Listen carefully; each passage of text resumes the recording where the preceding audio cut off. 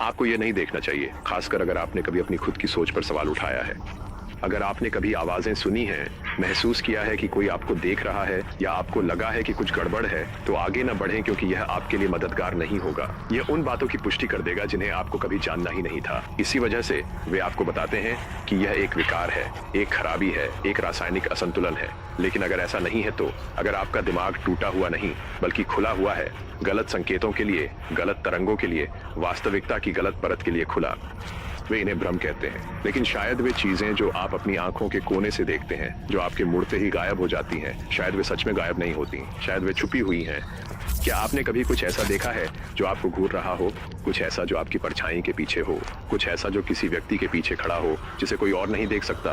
कहते हैं कि सिजोफ्रेनिया से पीड़ित लोग पैटर्न बना लेते हैं, लेकिन जिस व्यवस्था में आप रहते हैं वह खुद एक पैटर्न है।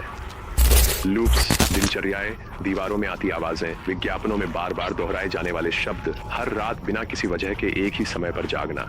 अगर आप टूटे हुए नहीं हैं तो, अगर आप संवेदनशील हैं तो, अगर वे ये जानते हैं और इसी वजह से वे आपको चुप करा रहे हैं, आप में से कुछ लोग ये देखने के बाद फिर से चीजें नोटिस करना शुरू कर देंगे। शावर के ड्रेन से आती कोई गुनगुनाहट, आपकी घड़ी में एक ऐसा रिदम जो जरूरत से ज्यादा परफेक्ट लगे, एक पड़ोसी जिसे आपने एक ही समय में 3 अलग अलग जगहों पर देखा हो।